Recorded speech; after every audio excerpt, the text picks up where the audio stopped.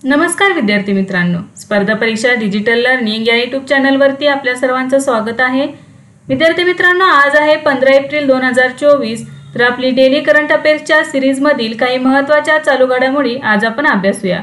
चला तर मग आजच्या व्हिडिओला सुरुवात करूया। फर्स्ट क्वेश्चन आहे, नुकतीच आंतरराष्ट्रीय नार्कोटिक्स कंट्रोल बोर्डावर कोणाची निवड झाली आहे? तर याचे योग्य उत्तर आहे जगजीत पावडिया। एप्रिल 2024 मध्ये भारताच्या जगजीत पावडिया तिसऱ्यांदा आंतरराष्ट्रीय नार्कोटिक्स कंट्रोल बोर्डवर निवडून आले आहेत। त्या मार्च 2025 ते 2030 या 5 वर्षांसाठी पुन्हा निवडून आले आहेत। जगजीत पावडिया यांना 41 मते मिळाली, तर दुसऱ्या क्रमांकावर असलेल्या उमेदवाराला 30 मते मिळाली। त्या 2015 पासून आंतरराष्ट्रीय अंमली पदार्थ नियंत्रण मंडळाच्या सदस्य आहेत। त्यांनी 2021-22 मध्ये मंडळाच्या अध्यक्षा म्हणूनही काम केले आहे। 1968 मध्ये स्थापित INCB ही संयुक्त राष्ट्रांच्या आंतरराष्ट्रीय औषध नियंत्रण अधिवेशनांच्या अंमलबजावणीसाठी स्वतंत्र आणि अर्धन्यायिक निरीक्षण संस्था आहे। नेक्स्ट आहे, अलीकडेच John Dirks Gardner global health award कोणी जिंकला? तर याचे योग्य उत्तर आहे डॉक्टर गगनदीप कांग। डॉक्टर गगनदीप कांग यांची ग्लोबल हेल्थ मधील प्रतिष्ठित जॉन डर्क्स पुरस्कारासाठी निवड झाली आहे। हा पुरस्कार मिळवणाऱ्या त्या पहिल्या भारतीय महिला ठरल्या आहेत। त्यांनी बालपणातील अतिसार रोग आणि लसींवरील कामासह केलेल्या विस्तृत अभ्यासासाठी हा पुरस्कार देण्यात आला आहे। रॉयल सोसायटीच्या फेलो म्हणून निवड झालेल्या त्या पहिल्या भारतीय महिला देखील ठरल्या। त्या बिल अँड मेलिंडा गेट्स फाउंडेशनच्या ग्लोबल हेल्थच्या संचालक आहेत। हा सर्वात मान्यताप्राप्त जागतिक आरोग्य पुरस्कार आहे। कॅनडातील गार्डनर फाउंडेशन जागतिक आरोग्यामध्ये जॉन डर्क्स पुरस्कार प्रदान करते। बायोमेडिकल सायन्स मधील जागतिक पातळीवर महत्त्वपूर्ण संशोधनासाठी हा पुरस्कार कॅनडाचा सर्वात प्रतिष्ठित पुरस्कार बनला आहे। नेक्स्ट आहे, अलीकडेच कोणत्या देशाने पहिले अंगारा A5 अंतराळ रॉकेट यशस्वीरित्या प्रक्षेपित केले? तर रशिया या देशाने केले आहे। एप्रिल 2024 मध्ये रशियाने सुदूर पूर्वेकडील वोस्टोचनी कॉस्मोड्रोम येथून आपल्या अंगारा A5 अंतराळ रॉकेटची यशस्वी चाचणी केली। याआधी तांत्रिक अडथळ्यांमुळे 2 वेळा प्रक्षेपण रद्द झाले होते। अंगारा A5 स्पेस रॉकेट हे 20 टनांपेक्षा जास्त वजनाचे पेलोड पृथ्वीच्या निम्न कक्षेत वाहून नेण्यासाठी डिझाइन केले गेले आहे। अंगारा रॉकेट हे सोव्हिएत डिझाइन केलेल्या प्रोटॉन रॉकेटच्या जागी विकसित केले गेले आहे। नेक्स्ट आहे, अलीकडेच भारत डिजिटल पद्धतीने वितरित सेवांचा कितव्या क्रमांकाचा सर्वात मोठा निर्यातदार बनला आहे? तर याचे योग्य उत्तर आहे 4थ्या। एप्रिल 2024 मध्ये भारत डिजिटल पद्धतीने वितरित सेवांचा 4था सर्वात मोठा निर्यातदार बनला आहे। WTOने ग्लोबल ट्रेड आउटलुक आणि स्टॅटिस्टिक्स मध्ये जारी केलेल्या डेटाचा अंदाज आहे की 2023 मध्ये भारताची डिजिटली वितरित सेवांची निर्यात $257 अब्ज होती, जी मागील वर्षाच्या तुलनेत 17% जास्त आहे। भारताने जर्मनी आणि चीनला मागे टाकून 4था क्रमांक मिळवला आहे। बघा, भारताची जी वाढ आहे ती 17% आहे, तर जर्मनी आणि चीनची 4% आहे। त्यामुळे भारताने जर्मनी आणि चीनला मागे टाकलेले आहे। अमेरिका, ब्रिटन आणि आयर्लंड पहिले 3 देश आहेत। डिजिटल डिलिव्हर केलेल्या सेवांमध्ये शिक्षण, गेमिंग आणि संगीत आणि व्हिडिओ स्ट्रीमिंगसाठी व्यावसायिक सेवा प्रदान करण्यासाठी संगणक नेटवर्क वापरणे समाविष्ट आहे। नेक्स्ट आहे, अदानी समूहाने बांधलेले जगातील सर्वात मोठे अक्षय ऊर्जा उद्यान कोणत्या राज्यात आहे? तर गुजरात या राज्यामध्ये आहे। पाकिस्तानच्या सीमेला लागून असलेल्या दुर्गम भागात अदानी समूहाने गुजरातमधील खवडा भागात जगातील सर्वात मोठे अक्षय ऊर्जा उद्यान तयार केले आहे। या उद्यानाची सौर ऊर्जेपासून वीज निर्माण करण्याची त्याची क्षमता 45 गिगावॅट इतकी आहे। 2022 मध्ये या प्रकल्पाचे बांधकाम सुरू करण्यात आले। हे उद्यान 538 स्क्वेअर किलोमीटर मध्ये पसरलेले आहे। ते पॅरिसच्या आकारापेक्षा 5 पट मोठे आहे। भारतातील सर्वात मोठी अक्षय ऊर्जा कंपनी अदानी ग्रीन एनर्जी लिमिटेड ही आहे। नेक्स्ट आहे, राष्ट्रीय गृहनिर्माण बँकेचे नवे व्यवस्थापकीय संचालक म्हणून कोणाची नियुक्ती करण्यात आली आहे? तर संजय शुक्ला यांची नियुक्ती करण्यात आली आहे। एप्रिल 2024 मध्ये संजय शुक्ला यांची नॅशनल हाऊसिंग बँकचे व्यवस्थापकीय संचालक म्हणून नियुक्ती करण्यात आली आहे। ते सध्या सेंट्रम हाऊसिंग फायनान्स मध्ये कार्यरत आहेत। त्यांनी LIC हाऊसिंग फायनान्स मध्येही काम केले आहे। नेक्स्ट आहे, महाराष्ट्रातील कोणत्या ठिकाणच्या राजघराण्याच्या गंजिफा कलेसह लाकडी खेळण्यांना भारत सरकारकडून GI टॅग प्राप्त झाले आहे? तर सावंतवाडी येथील। महाराष्ट्रातील सिंधुदुर्ग जिल्ह्यातील सावंतवाडी ठिकाणच्या राजघराण्याच्या गंजिफा कलेसह लाकडी खेळण्यांना भारत सरकारकडून GI टॅग प्राप्त झाले आहे। गंजा कला ही एक कार्ड तयार करण्याची कला आहे। यामध्ये भगवान विष्णूचे 10 अवतार कोरले जातात।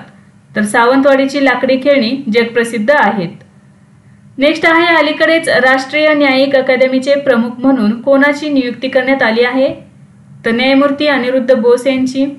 एप्रिल 2024 मध्ये सर्वोच्च न्यायालयाचे निवृत्त न्यायमूर्ती अनिरुद्ध बोस यांची राष्ट्रीय अकादमी भोपाळचे नवे संचालक म्हणून नियुक्ती करण्यात आली आहे. सर्वोच्च न्यायालयाचे सरन्यायाधीश DY चंद्रचूड यांनी 10 एप्रिल रोजी सेवानिवृत्त न्यायाधीशांच्या सन्मानार्थ आयोजित औपचारिक खंडपीठादरम्यान त्यांची नियुक्ती निर्णय घेतला होता. न्यायमूर्ती अनिरुद्ध बोस हे 1985 मध्ये कलकत्ता उच्च न्यायालयात वकील म्हणून नावनोंदणी केली. 2004 मध्ये ते कायमस्वरूपी न्यायाधीश झाले आणि 2018 मध्ये झारखंड उच्च न्यायालयाचे मुख्य न्यायाधीश झाले होते. भोपाळ येथील राष्ट्रीय न्याय अकादमीची स्थापना 1993 मध्ये समाज नियंत्रण कायदा 1860 अंतर्गत एक स्वतंत्र समाज म्हणून करण्यात आली होती. राष्ट्रीय न्याय अकादमी सर्वोच्च न्यायालयाच्या निर्देशानुसार कार्य करते. नेक्स्ट आहे IPL मध्ये 3000 धावांचा टप्पा पार करणारा सर्वात युवा फलंदाज कोण ठरला आहे? तर शुभमन गिल हा ठरला आहे. शुभमन गिल हा IPL मध्ये 3000 धावांचा टप्पा गाठणारा सर्वात तरुण खेळाडू ठरला आहे. एप्रिल 2024 मध्ये गुजरातचा कर्णधार शुभमन गिलने 44 चेंडूत 72 धावांची शानदार खेळी करून 3000 धावा पूर्ण केल्या आहेत. शुभमन गिलने विराट कोहली आणि संजू सॅमसनचा मोठा विक्रम मोडला आहे. नेक्स्ट आहे नुकतेच प्रकाशित झालेले आय कॅन कोच या पुस्तकाचे लेखक कोण आहेत? तर सिद्धार्थ राजशेखर हे आहेत. एप्रिल 2024 मध्ये चेन्नई येथील फ्रीडम बिझनेस रिट्रीट 2024 मध्ये सिद्धार्थ राजशेखर यांनी त्यांच्या आय कॅन कोच या पुस्तक मालिकेचे खंड 2 आणि 3 लॉन्च केले. सिद्धार्थ राजशेखर हे इंटरनेट लाईफस्टाईल हबचे संस्थापक आहेत. हे पुस्तक डिजिटल कोचिंग क्रांती आणि बदलत्या जीवनातून यश मिळवणाऱ्या प्रशिक्षकांच्या कथांनी प्रेरित आहे. तर याआधी यू कॅन कोच हे पुस्तक त्यांनी प्रकाशित केले होते. नेक्स्ट आहे इटलीत खुल्या स्कीप युरो चॅलेंज नौकायन स्पर्धेत मिश्र गटात मुंबईच्या आनंदी चंदावरकर हिने कोणते पदक जिंकले आहे? तर कांस्य पदक जिंकले आहे. खुल्या स्कीप युरो चॅलेंज नौकायन स्पर्धा इटलीमध्ये आयोजित करण्यात आल्या आहेत. ही स्पर्धा 5 ते 7 एप्रिल दरम्यान इटलीतील गार्डा ट्रेडिनो येथील सर्कोवेला आर्को येथे झाली. यामध्ये 10 देशातील सुमारे 200 नौकायन खेळाडूंनी सहभाग घेतला.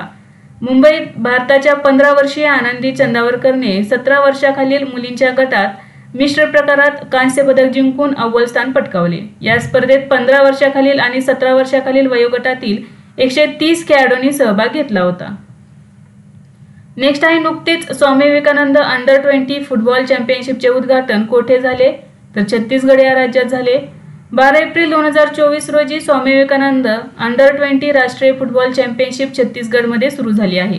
ही स्पर्धा छत्तीसगडच्या नरेनपूर येथील रामकृष्ण मिशन आश्रमात होणार आहे. या आवृत्तीत 32 संघ सहभागी होणार आहेत. नेक्स्ट आहे अलीकडेच भारतीय लष्कराने रणगाडा विरोधी गायडेड मिसाईलची चाचणी कोठे केली? तर सिक्कीम या राज्यात केली. एप्रिल 2024 मध्ये भारतीय लष्कराच्या त्रिशक्ती कॉर्प्सने 17,000 फूट उंचीवर कार्यरत असलेल्या सिक्कीममध्ये एक कठोर अँटी टँक गायडेड मिसाईल सराव केला. या सरावात पूर्व कमांडच्या यांत्रिकी आणि पायदळ युनिट्सच्या क्षेपणास्त्र फायरिंग तुकड्यांचा समावेश होता. रणांगणातील परिस्थितीचे अनुकरण करून हलते आणि स्थिर अशा दोन्हीच लक्ष्यांवर थेट गोळीबार करण्याच्या परिस्थितीवर भर देण्यात आला. नेक्स्ट आहे रशिया युक्रेन संघर्ष संपवण्यासाठी कोणत्या देशाने शांतता चर्चेला आमंत्रित केले आहे? तर स्वित्झर्लंड या देशाने केलेले आहे. एप्रिल 2024 मध्ये स्वित्झर्लंडने रशिया आणि युक्रेनच्या राष्ट्रप्रमुखांच्या पातळीवर परिषद आयोजित करण्याचा प्रस्ताव जाहीर केला आहे.